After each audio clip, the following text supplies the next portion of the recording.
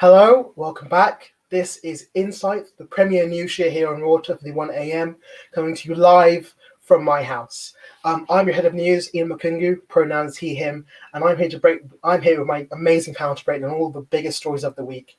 We're going to be discussing the far-right protests happening in London over this weekend. We're going to be discussing Donald Trump and his recent rolling back of protections for trans people in healthcare. We're going to be discussing J.K. Rowling's comments and sort of the backlash has come around that. We're discussing the Fawlty Tower situation and whether or not we should be taking down these old pieces of art that maybe break our current rules. But before we get into all of that, I want to introduce my great panel, starting with our very own head of music here at Raw, Sophie. Yeah. Hi, I'm Sophie. My pronouns are she, her, and I'm really excited to be on the show today, Enoch. It's fantastic to have you. This is your first time, I think. I know it's my first time since you've been head of news. I'm really excited. Sophie's been avoiding the show because she just didn't want to.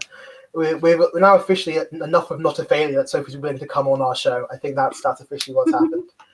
So Sophie, what have you been up to? What's the music department been busy doing? The music department have currently got a big project going on. If you head over to the Raw YouTube page, we have Raw Music Meets where we interview up and coming artists. So do go check that out. Yeah. Yeah. That's been my lockdown. Speaking of the Raw video products, this is a very clumsy segue, but I'm going to live with it. Our fantastic head of factual programming here at Raw. Hello, I am Crawford. My pronouns are they, them, and you should definitely head over to the YouTube channel, like Enoch said, and check out the Pride video that was released for Pride Week here at Raw, which I think is quite topical considering all of the topics that have come up during Pride Month. Yes, yeah. So this Pride video, can you just give us a bit of an idea what it's about? Yeah, so obviously at the moment, a lot of the world is still going through coronavirus, and unfortunately, a lot of Pride parades have had to be cancelled, especially in the UK. And so the visual team, myself and the head of visual, Jacob, wanted to kind of create the feeling that you get at a Pride parade. So it's celebrating the history of Pride parades with like a nice little soundtrack that you get at a nice Pride parade, essentially. It feels good. That's nice. It's good. You know what? It's good to see people are still celebrating, even though we're all locked down in our homes. Now, to sort of finish the Raw exec, this big old Raw exec party we have here, I want to invite our head of IT to the stage. Hiya.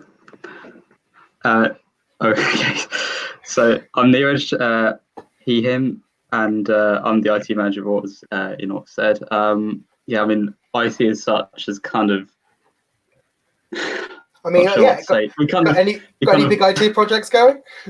Yeah, I'm going to speak to Jack. And kind of going to get something going. I think he's definitely got something there. And it's just I've been having exams and all that, so yeah, it's just kind of that. Trust me, but, yeah. Work is the real mind killer, as they say. And now, last but absolutely not least, a regular contributor here at Raw News, which honestly is like the best job you could have in all the jobs. Say hello. Hi, thank you, Enoch. My pronouns are he, him, and here been quite quiet actually. We've had a lot of rain in the your European as our European correspondent. Yes, indeed. What's it like over in France, correct? Yeah, the weather's good here at the moment. There've been some clashes with the police in Paris itself, and. Where the world has been clash with the police this week. It's been we had the talk from French President Emmanuel Macron last night as well, saying that from today all shops are now open, as well as travel across in mainland Europe. Yeah. Well, you've got a great lockdown update. I always love these little use it to lockdown across the world. It's always such a nice break from what we have going on here. So. Now you've been introduced, let's get straight into it. We're going to start the discussion of the far-right protests that we saw breaking out across London and the world over the weekend. I want to say right here, it's just when we saw a trigger warning because we're going to be discussing racism and police brutality and violence and all those sorts of things. So if you find you don't want to hear about those topics, just go away and come back in a bit. So over the weekend, we saw hundreds of arrests as tons of protesters took to the streets and they described it as an All Lives Matter protest, or some of them as a White Lives Matter protest, in defense of the statue of William Churchill and Winston Churchill. Winston Churchill. I'm forgetting names already. Winston Churchill, and they claimed war memorials. Firstly, I want to get the panel's reaction. What did you think of the protest that took place over the weekend? Neeraj, come to you first. Well, I think it's definitely chaotic. They definitely seemed very confused. They didn't seem to know what they were doing. For example, they were clashing with the police. They were even like the Black Lives protesters had to like kind of protest like in quiet spaces. So yeah, definitely a real mess. Yeah, Oscar, would you agree? I completely agree. It was a bit of a shock to see the people who came to protest against Black Lives Matter. I still find it absolutely shocking to this day. People still believe it, and they were attacking police, and they sent gas canisters on the police and the horses. I was just absolutely shocked. And they said they're doing this to protect the monument, which was being protected by the police. So it didn't make much sense to me, and I'm just baffled. Yeah, I mean, the entire context of the protest originally, what they are sort of seen as they claim themselves to be counter-protests to Black Lives Matter protests we've seen in the past, which is, as we saw, took down a statue a week ago. They claim they're here to defend the statues of Great Britain. Obviously, Black Lives Matter did not have a protest this weekend, so it seemed they were counter-protesting nothing. Crawford, I want to come to you. What's your opinion on this whole situation? I think I agree quite a lot with Oscar. I just think the entire situation is a bit of a mess. Obviously, the Black Lives Matter protests are things that should be going on, and everybody has the right to protest. But then you also get those individual, and I am going to use the word idiots, who are going to go into the street and destroy stuff, attack police, just because that's what they want to do, and they're going to use it under the guise of protesting. And that's when we kind of find issues, and I feel like it massively taints things like the Black Lives Matter movement. And I also agree with everybody, the fact that we're currently at a stage where people are protesting Black Lives Matter is mildly ridiculous. But yeah, I don't know. It seems a lot over a statue to me. Yeah, and now I'm going to come to you, Sophie, because I know, firstly, you have very passionate opinions about Winston Churchill. And so what do you think of the man's defenders, as it were? Okay, well, the Winston Churchill statue being defaced is a whole topic on itself. But I think what was interesting about these counter protests is that people were claiming they were defending statues. And then there's actually an image of a man urinating on one of the memorial statues of a policeman, which isn't defending a statue. And then they were attacking the police who were there to also defend the statues. So to me, it just felt very... we're going to use this as an excuse to be outwardly racist, particularly if the fact that they were protesting to defend Winston Churchill's statue, a man who was known for hating Nazis, and then there's a report of them doing Nazi salutes. So it seems like a very contradictory message, ill-informed people who were protesting, who just felt like they wanted to counter something that honestly is quite ridiculous, in my personal opinion, and someone who I'm not the biggest fan of Churchill, but I just don't think that they defended a statue at all. I think they just used that as their excuse to be out, really. Yeah. You sort of touched on there's this protest has been seen massively as a racist protest. Obviously, I have to stay neutral, so I'm simply quoting other people's description of it. Even Boris Johnson went as far as calling it racist buggery. Do you think we're seeing a racist backlash to Black Lives Matter in this country? Crawford, I'll come to you first. Yes. Yeah, I do. I think I honestly don't really know what to say other than just yes. Like, it is a racist backlash. I mean, I was reading some news sources, and one of the news sources that I read, I can't remember exactly which one, said that there has been more done in the past week with the Black Lives Matter protests than has has been done for like the past 10 years of liberal government in America or whatever. And I think that's true. And I think that this sudden amount of change is quite frightening, that some people are going, oh, now we've kind of got to start treating people of color equally. Yeah, no, it is just racism. And I think it's a lot of it is racism under the guise of, I don't know, even if you like look at it from a sociological perspective, some sociologists have done research and found that a lot of white people feel like their culture is the only culture that isn't celebrated, whereas like black people can be proud to be black and Asian people can be proud to be Asian, but lots of white people feel like they can't be proud to be white. And I feel like that's where a lot of this is coming from. That's actually, it's very, I mean, Pamela, what do you think of Crawford? Is there an issue? It's still sorry, way to ask it, question to ask. Do you think that is a sort of perceived issue that, Oscar, I mean, what do you say in response to what Crawford's saying? I cannot think of a good way to phrase this as a question. Will not. I completely agree with Crawford. I do think there is that there is this racism which is building, and definitely people are, I think, scared that things might change for them in a negative way, and people, people generally don't like change if they're used to a certain thing. But this has to completely be changed. This is unacceptable of how we've been until this moment, with racism being predominant in big countries, which are looked upon from the rest of the world, which is just wrong in all sense and terms. And I think with a lot of the issues, yes, I'd say white people don't have, in a sense, a generalized culture. But then looking back at everything that we've done from a historical point of view, we've decimated so many cultures, and we've taken from those cultures and added them into each country and made different cultures in those countries. So I don't know. There is so much wrong that we've done, and it's the point now that we really need to say, yes, we made the mistakes and they're unacceptable, and all we can ask for is some forgiveness of some sorts. But we need to really change from them and really make a better and more improved society from the mistakes that we've made.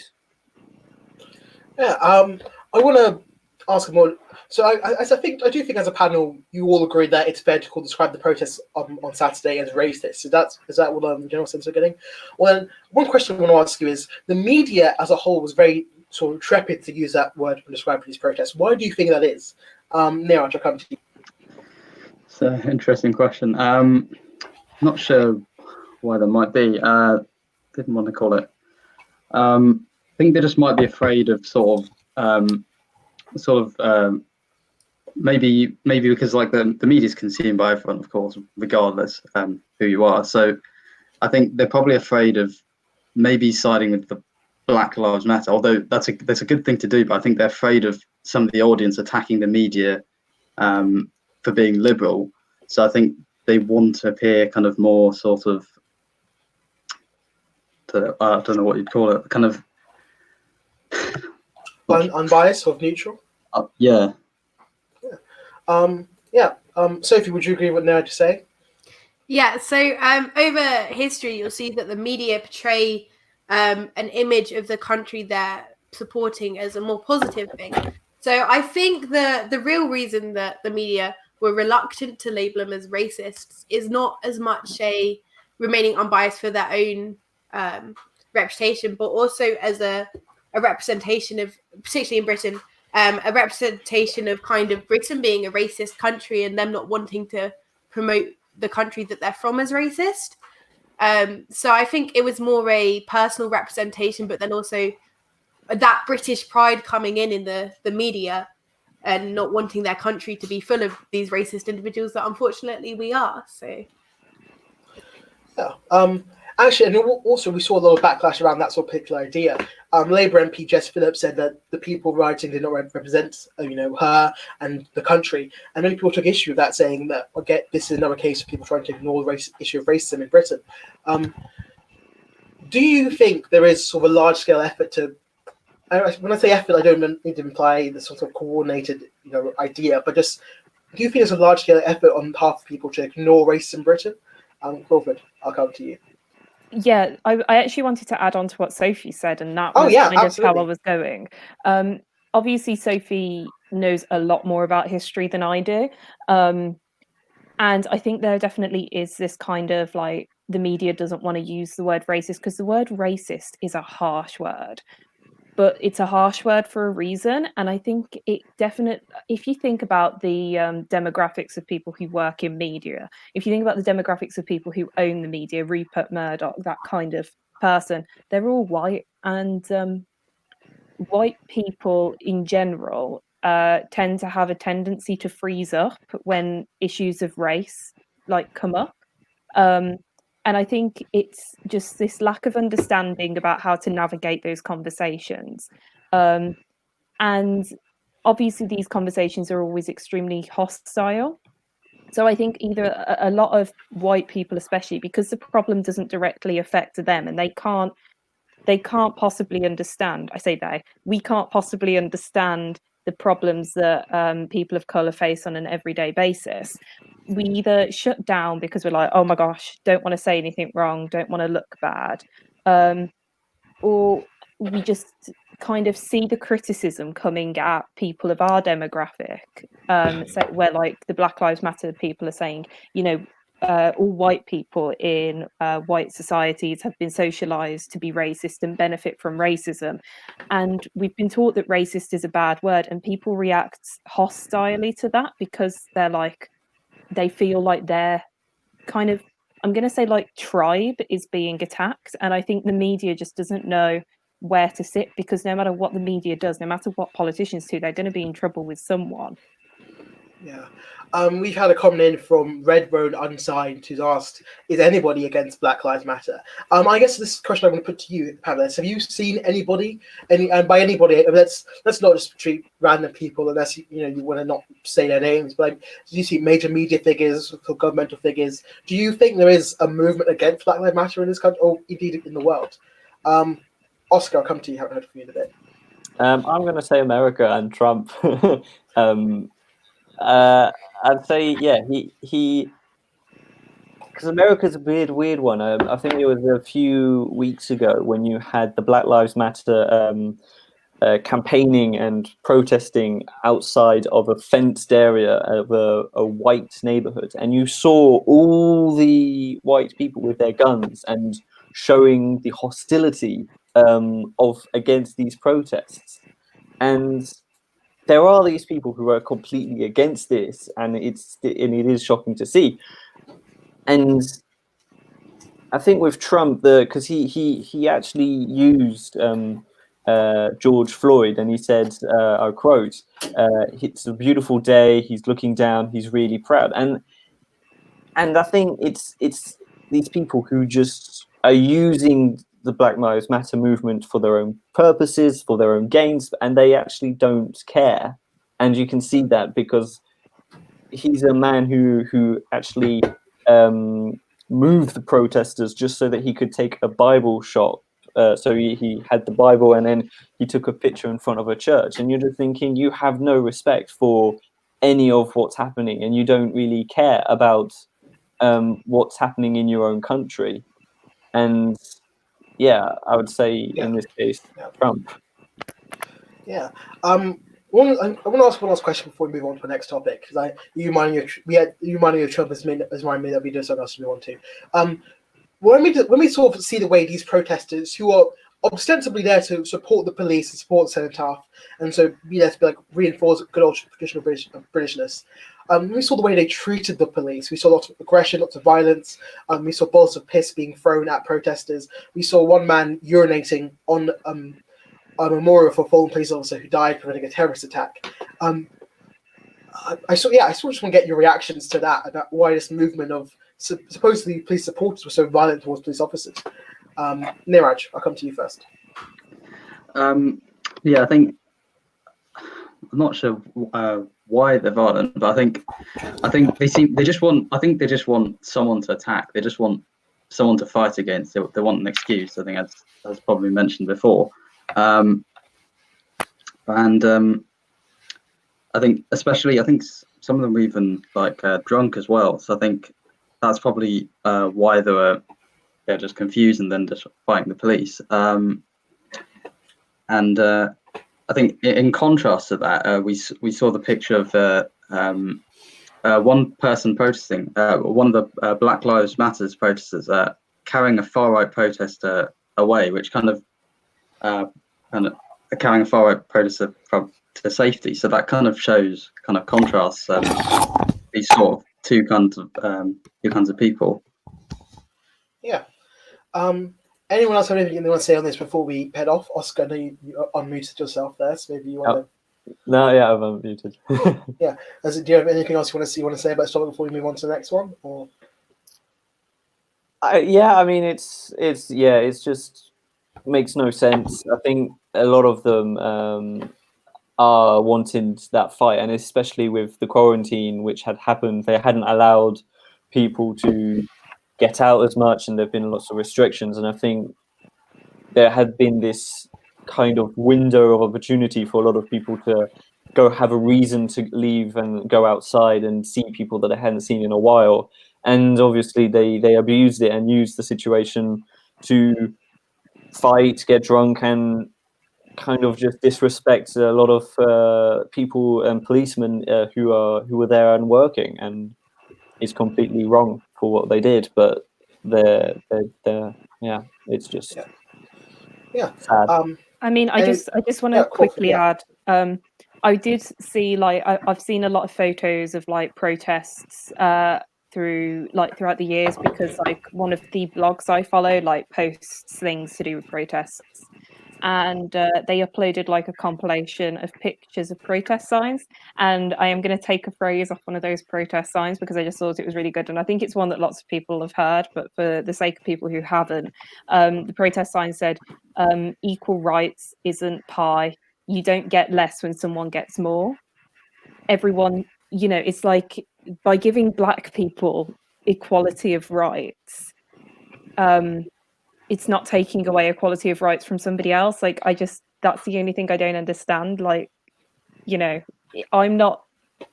It's like white people aren't up here, and Black people are here. By bringing Black people up, it's not going to make the white people go down. We're all just going to be the same. I just don't understand. And it's this lack of education, that this them and us attitude, which I think our education system fosters through the lack of education about colonialism and about other countries' histories, things like that.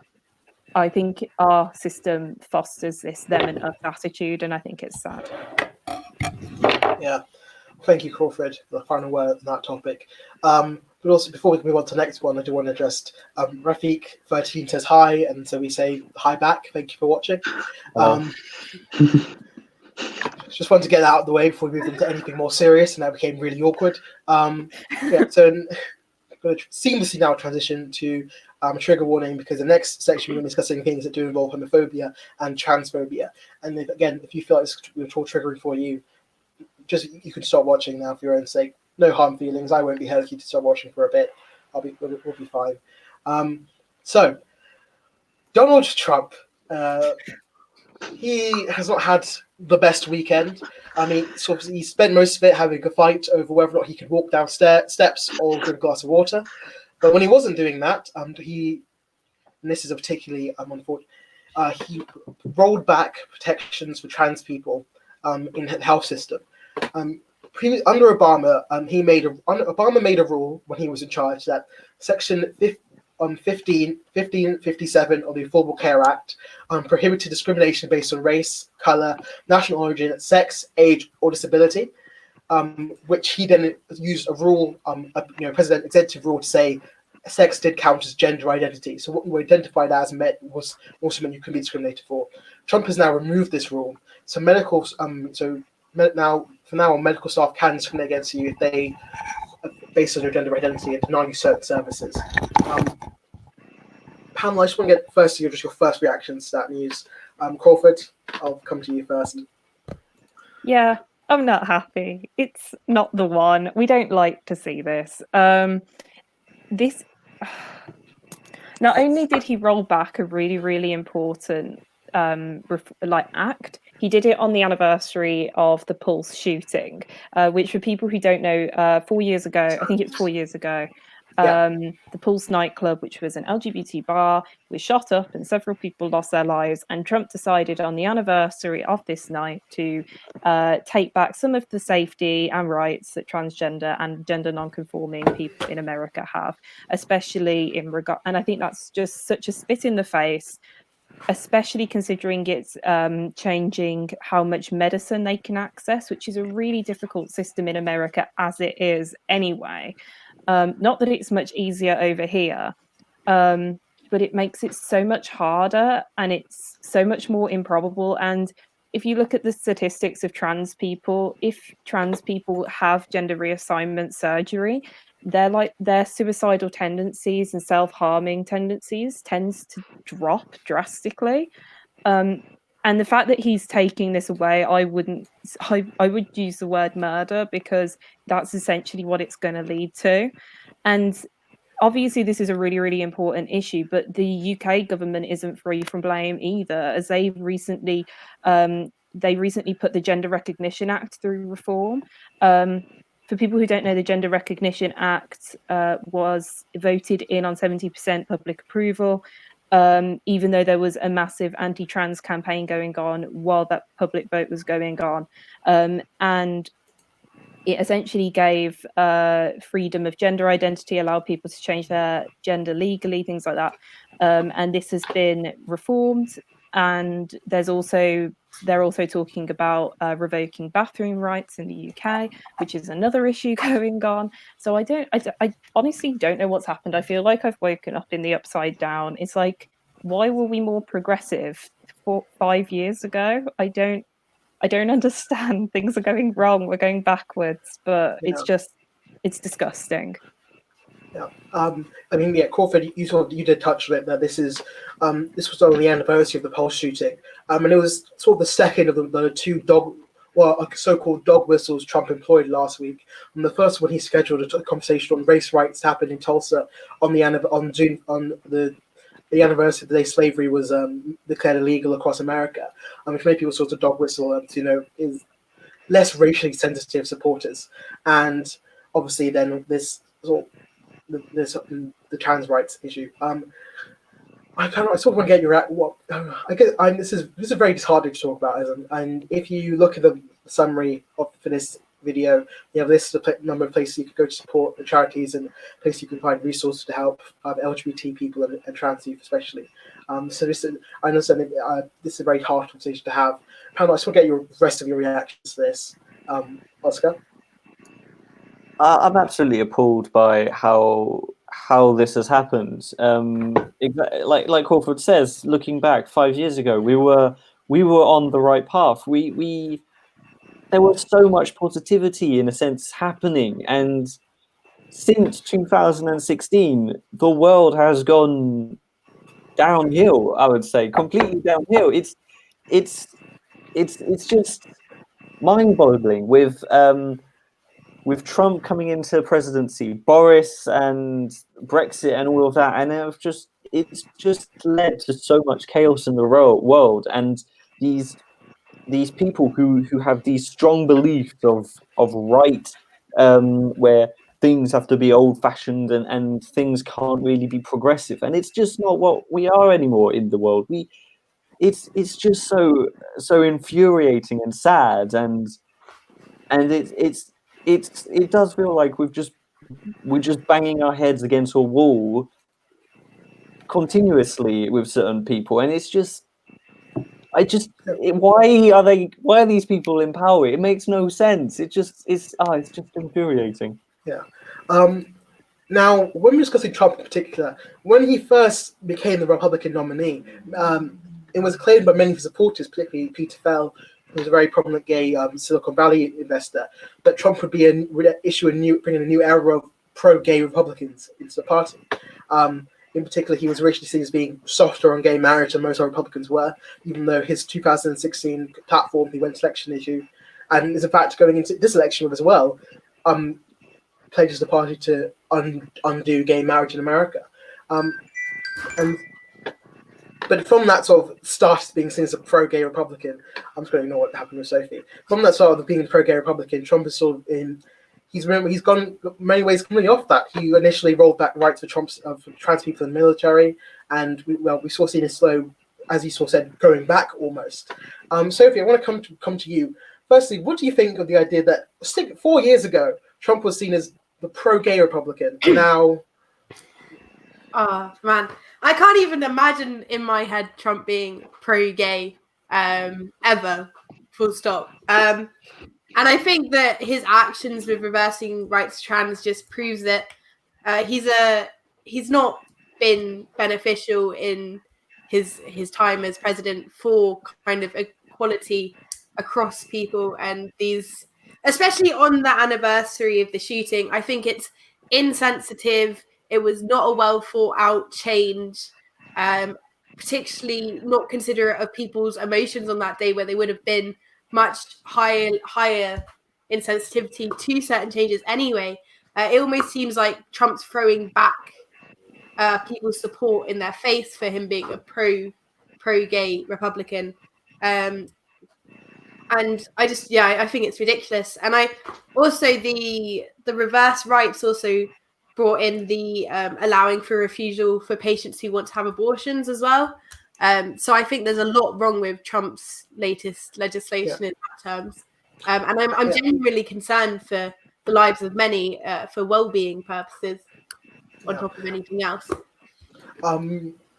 Something that just happened, actually. So this is a bit of positive news to go with all the negative news we just had. The Supreme Court issued a landmark ruling protecting the rights of LGBTQA plus workers in the workforce and ensuring they cannot be fired or discriminated against for their sexual orientation or gender identity. And that's literally just happened as we were recording this show.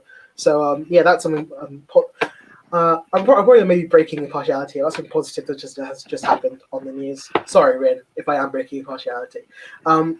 So we've talked a bit about America, but we've already touched on it. Let's talk about transphobia in the UK and the current face of transphobia in the UK, J.K. Rowling. So if you were lucky enough to avoid this entire row, over the course, J.K. Rowling sort of on and off for the past 2 years has been accused of being a trans exclusive radical feminist. I don't want to get it wrong, or TERF, to put it in a shorter form. And last week, that's what came to crescendo when she released after she released a Twitter storm, as they say, sort of laying out her opinion on trans rights, and then a further blog post commenting on the backlash she received for that initial Twitter storm.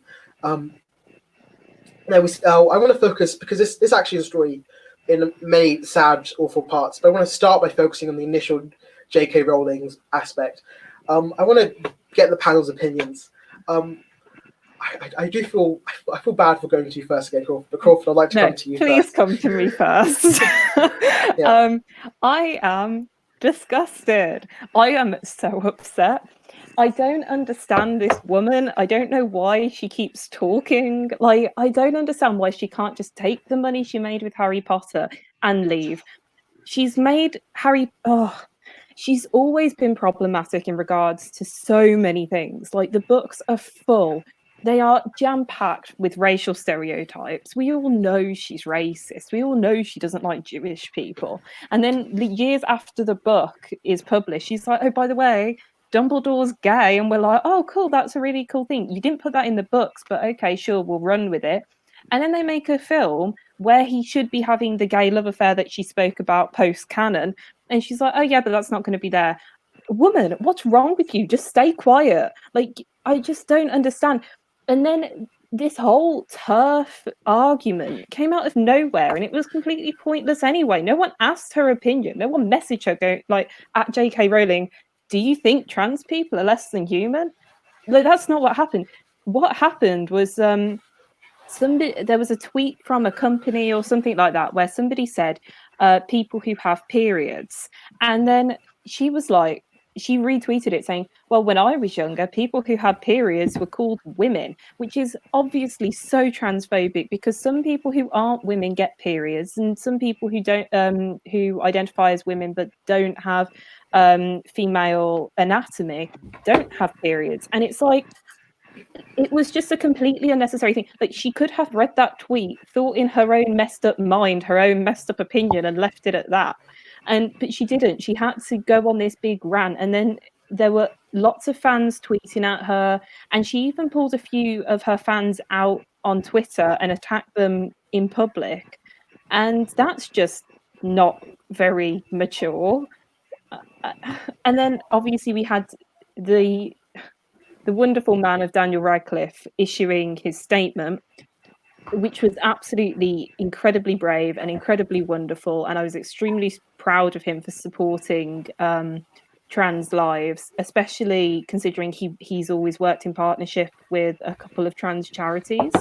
I just don't understand this woman, and the fact that she wrote Harry Potter, which is obviously a really, really big part of a lot of people's lives. If you look at the characters of Harry Potter, the characters that she imagined, that she brought to life in the pages and on screen and stuff, her own characters would disagree with her opinion. And I'm very much of the belief, like, I have always massively been into like nerd culture and Harry Potter and Doctor Who and things like that. And a lot of people argue that the author always has complete autonomy over every interpretation of that work. And I really don't agree with that argument. I'm massively for fan fiction, fan art, people reimagining the story however they want to. And I think I agree with what Daniel Radcliffe said, that if Harry Potter is something that had touched you, you can interpret that story in whatever way you want. It doesn't. The second J.K. Rowling published those books, they were no longer hers. They became the owner of whoever read them. Like, she can't control our imagination. So if we want to imagine Harry Potter as a trans black person and Ron Weasley as a gender nonconformist, or even if you ship, I don't know, Harry and Draco or Remus and Lupin, you know, go for it. And I don't understand why she can't just leave people alone to do what they want that makes them happy. It's disgusting, and it really upsets. And the fact that oh my gosh, sorry, I know I'm talking a lot. Interrupt me if I have No, to. it's fine. It's fine. But the fact that she used lesbians as an argument against trans people, I think is massively disgusting, because most lesbians don't think that. And where was all her concern for lesbian representation when she was writing the books and doing the films? Like, there isn't a single lesbian in Harry Potter. So I don't, like, no one's attacking you being a woman. Trans people's existence doesn't take away from your own femininity. And if your period makes up your entire gender identity, what happens when you go through menopause? Do you become this genderless thing? No, it's ridiculous. It's the stupidest argument that clearly isn't thought through. And it annoys me, because she's a really intelligent person with a lot of influence and a lot of power over lots of people's childhoods. Like, just shut up and go away. Stupid woman. I'm done. Okay, yeah. I think that's a pretty good summary of the first half of the story we're going to talk about. So let's just move on to the second bit. Sorry. No, it's fine. It's fine. I'm very angry. No, yeah, it's fine. We love passion here on this show. So obviously, as we said, there was intense backlash to as Crawford's demonstrated, there was an intense backlash to J.K. Rowling's comments. But one of the, and this is, I'm going to highlight one particular piece that's I think having in response to these comments. I do not want to say it's, I think endemic of the rest. It's not representative of the rest of the backlash. It's just something I thought, separate of its own self, deserved to be discussed as a piece of news. So The Sun published a headline where they interviewed J.K. Rowling's, because obviously in J.K. Rowling's piece she discusses her history of abuse. And in response to that, Sun published a headline by J.K. Rowling's first husband, who admits he abused her, and in fact that was the big headline quote that he used to. Again, this is trigger warning to anyone who'd be offended, who'd be triggered by a discussion of domestic abuse. I'm going to give you a short time to stop watching now, if that's so. Okay. He admitted he used to smack around, and this was a whole situation of things. So I want to get the panel's opinion. Was that an appropriate newspaper headline to publish? Sophie? I think that, I don't think that it was the right thing, or we're focusing on the correct things at this time in it. I think that it is really sad that J.K. Rowling was a victim of abuse, and by no means am I condoning the behaviour of her husband, but I don't always think that it's correct to bring your previous trauma into the way that you push hate onto other people. So I don't feel like bringing back up J.K. Rowling's traumatic history is the correct way to respond to her transphobic comments or her treatment of people in the LGBT community. And I think if you did want to focus on her past and her history, then fine, but don't do it in retaliation to something else that's happening. Do it when J.K. Rowling's not so much a heated topic. And that's, I think, where I stand with it. Yeah. Panel, do you agree with what Sophie's saying? Oscar, I'll come to you. Yeah, I completely agree with Sophie. It just makes no sense. Exactly how Crawford said, like she made these books and people's imagination have made them into something absolutely fantastic. That like the fandom is absolutely amazing. And it's sad and frustrating to see someone who's written these fantastic novels to be completely against. What I lost for words and completely speechless and just annoyed. Yeah, and Neeraj. So I think I agree with all the panel. Actually, yeah, it's definitely the Sun shouldn't have written the article, and the timing is wrong. And so what should I add to that? So No, if you want to just we're basically running out of time for the J.K. Rowling topic. So you want to just discuss your opinions on this entire incident as a whole, and also this particular sort of piece of misogyny from the Sun in general. Okay, so I think it's quite wrong in terms of like for J.K. Rowling to write that tweet. Definitely, it's not right. And then as I said, it's not right for the Sun to kind of remind Rowling of the trauma she faced. Yeah. Now, Sophie, you did sort of touch on it very briefly, and I think this will be the last question. I'm not sure this is a good, appropriate last question to ask in this sort of discussion, so I'm not going to ask it. Instead, I'm just going to do one more quick look at the comments before we finish on this topic. And I have no idea what these comments are saying. Does anyone know what a Q plus 20 is? No. Okay, yeah, I really thought if someone would understand what that meant, but I'm genuinely very. If anyone that's watching knows what that means, please comment and tell us what that means, because we are very confused. But there was one other comment from Jason Fawlty, which I've not put up on the screen, which is man is man, woman is woman. And Jason, I think you found the wrong sort of show to try and pitch that to. I don't think that's going to fly with the panelists here, so I'm just going to. Jason, I am going to quickly say that if that's your theory, I don't fully exist, considering I don't identify as either. So I'm obviously everyone's imagination, but we can move past that.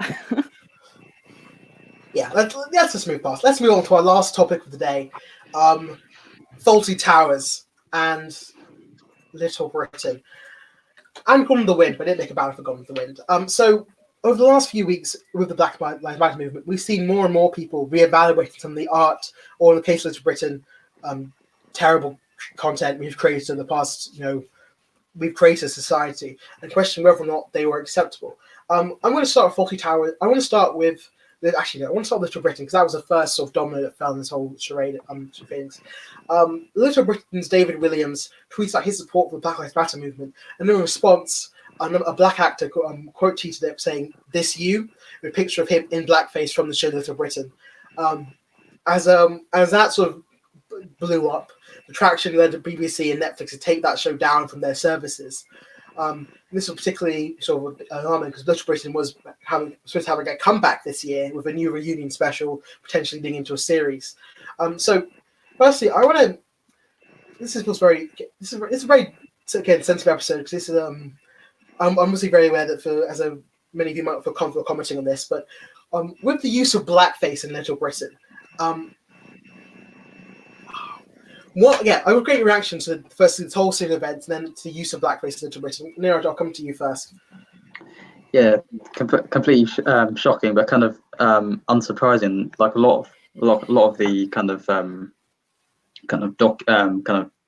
series of the past did have blackface. So I do think it's right for kind of Netflix and the BBC to take it down, because it just doesn't represent. It's just not right to show that on our screens right now. And as I think, as well as that, it's not just simply about taking down shows that don't conform to kind of modern standards as well. It's also now thinking about how we move forward. We have to make sure that we increase black representation on TV, on all the shows, and of course stop any more use of blackface, and make sure the cast as diverse as possible. Yeah. Sophie, I'll come to you. Do you agree with what Neeraj is saying, that they made the right call taking it down? That was the absolute right move. So I think they made the right call in taking it down. I was very mixed when I first saw it, and then I did some reading because I don't like to make an opinion on something until I'm a bit better read about it.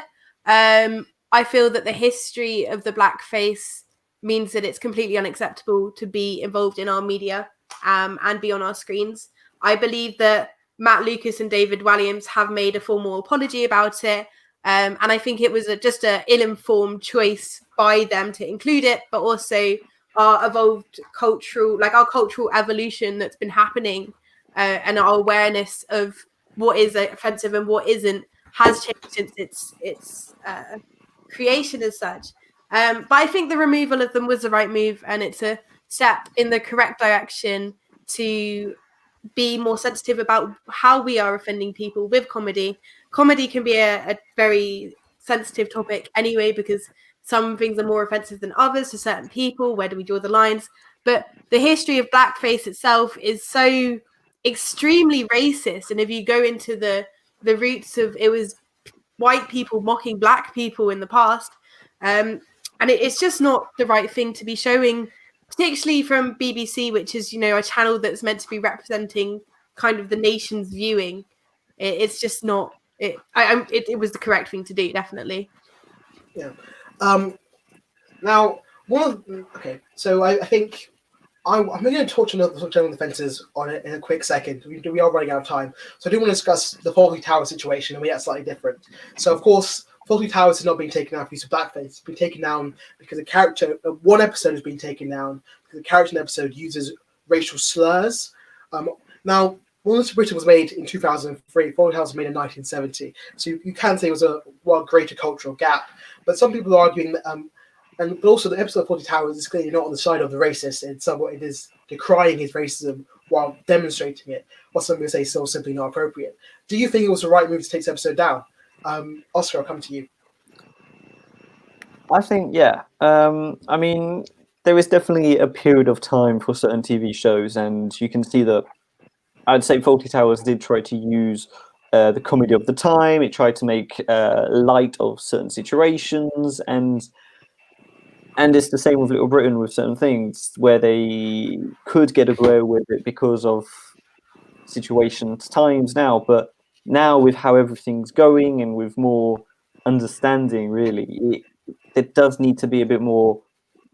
We can't show that anymore. That shows a completely wrong attitude and a not the best mental state to see. Oh, this is what we can make fun of. This is what we can't make fun of. It needs to. There has to be a reevaluation of certain things and things that we can say and show for 2020 and 2021 for the next few coming years. Yeah. In general, we've seen actually has been a fairly large outcry against this whole movement to take these shows down. People arguing that it's censorship. People arguing that it was made of its time and you should accept it. People saying, "Well, if it was okay, why is it was okay a week ago but not now?" What would you say in response? Do you agree with those people? Do you disagree? Crawford, I haven't come to you yet. Crawford, I'll come to you on this question. Yeah, I promise I won't talk as long. Your comment of your comment of if it was okay a week ago, why is it not okay now? I haven't heard that argument, and that's a ludicrous argument because it's all that applies to everything. Like if everything was okay a week ago, we should just never change anything. That's such a stupid argument. I think this is a difficult situation. But the way I sit on it is that for pretty much all of history, including today, people of colour haven't been treated equally. They are demonized by the police. They're demonized in films. You know, they don't have sufficient representation. And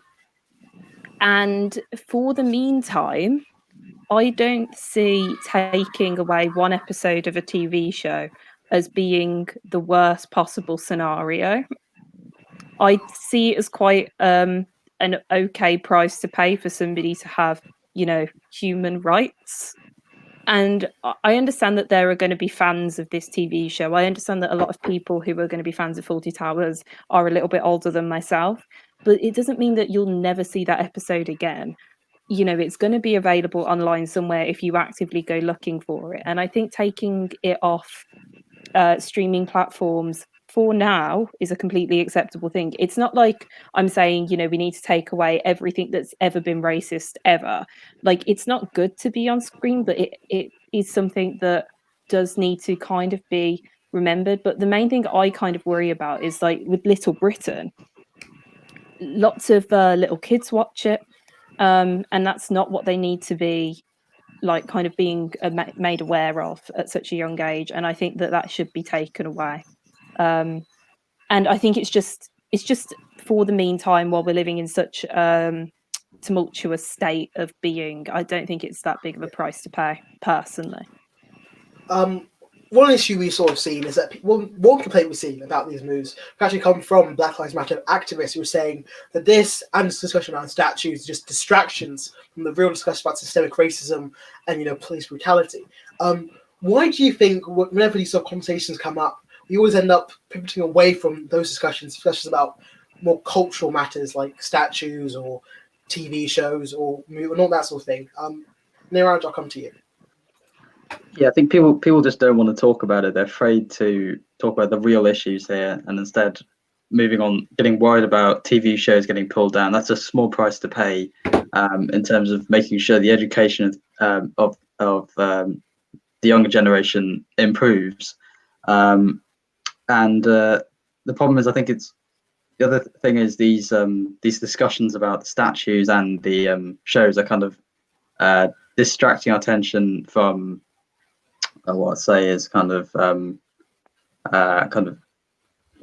more important issues, police brutality, and it's creating a backlash, and people are finding an excuse to feel annoyed and irritated. Sophie, would you agree with what Neeraj is saying?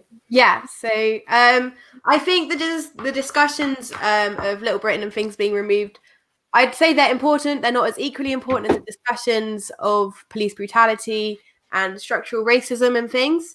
I think what we need to look at when seeing stuff like this happening is appreciate that they are the way that companies are taking steps forward to ensure that they are being conscious of their presentation when it comes to if they're racist or not.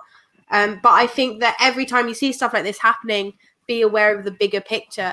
The bigger picture right now is that there are people being discriminated against daily, and it's beyond just the use of blackface in TV shows and things. I think it's just important to highlight that the use of it and the racial slurs and things can lead to the normalization of that kind of behavior. So I think that it is very important that these were taken down. The defacing of statues definitely seemed like more of a distraction than anything from why the protests were happening. And I think my overall point on this topic is just that racism is an ongoing issue, and people need to realize that no matter what the discussion is, it's still down to racism happening in today's society, whether you want to believe it or not. Yeah. Now, I think I'm going to leave the actual discussion of this situation there. But something else I'm going to talk about sort of in relation to this is a lot of the outcry we saw, especially around Fawlty Towers and Gone with the Wind, often seemed sort of very misled, where people were saying they've taken it down and it's not going back up. Whereas in reality, if the people had read the articles discussing the issue, they would have seen it's been taken down to be replaced with a version that comes with sort of commentary on the historical nature of it and the issues with it.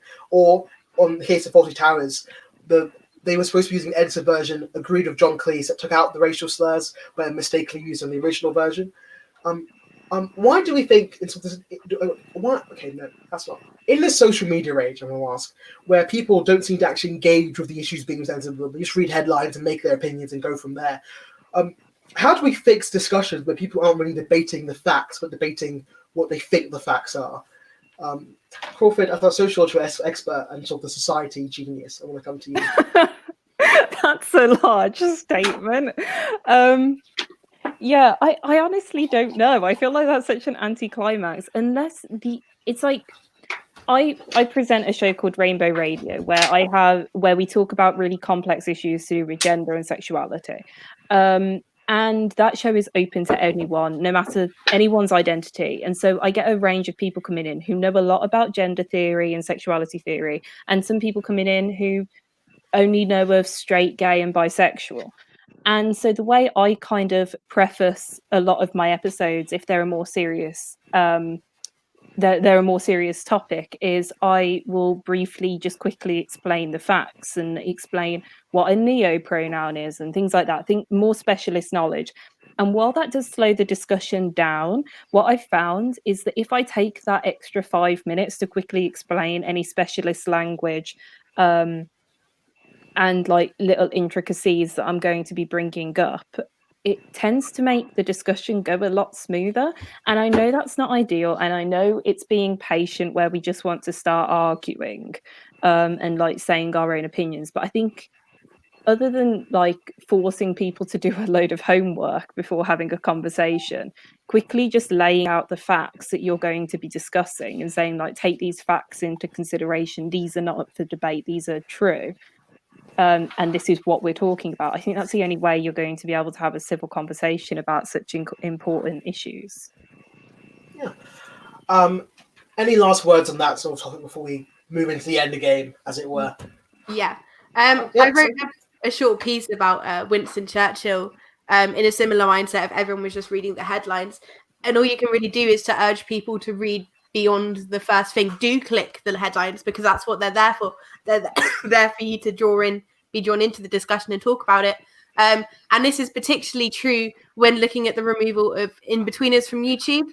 People thought that it had been taken down for it being offensive. It's actually been taken down for a copyright legislation issue. So read beyond the bold text that's given to you, and go read the articles that have been written about them, because they've been written for a reason. Like, someone's passionate about them. And if you are wanting to have those discussions about political matters, then ensure that you've done enough research so you don't sound ignorant when you're having that conversation. Yeah, and Sophie, you have a fan. Jonathan Hurd says, "I loved your piece, Sophie." Oh, so that's thank you. That's a genuine recommendation right there. Well, everyone, thank you so much for coming on the show today, guys. You've all been absolutely brilliant. And also, thank you for everyone who's watched. It's been absolutely great to have you all commenting along, even though I don't always know what you were saying. I just want to highlight a few things before we go. Firstly, as I said a bit earlier, if you there's a list of trans and LGBT charities in the summary for this episode. Please go there and click on it. Go there, do some research, find out how you can help. Also, if you like this episode but wished you had 100% less sight viewing of my face, this episode we're now on Spotify and a bunch of other podcasting websites.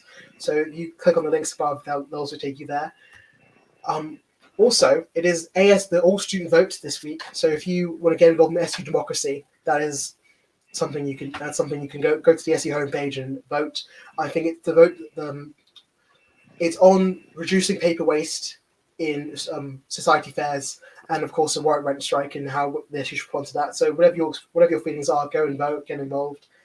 And finally, Crawford touched on it earlier, but it was in fact Pride Week at Raw last week, and we produced so much fantastic content that you can go listen to, including Crawford's episode of Rainbow Radio, which discussed gay Disney, which I loved. I actually listened to it and I really loved it.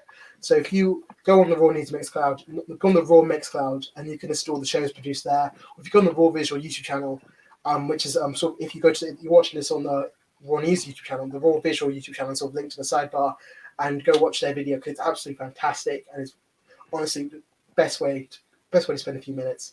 But thank you all for being with us this week. It's been absolutely great having you, great having your comments, great having all my guests on, and we'll see you next week for what might be the last insight of this term. Bye.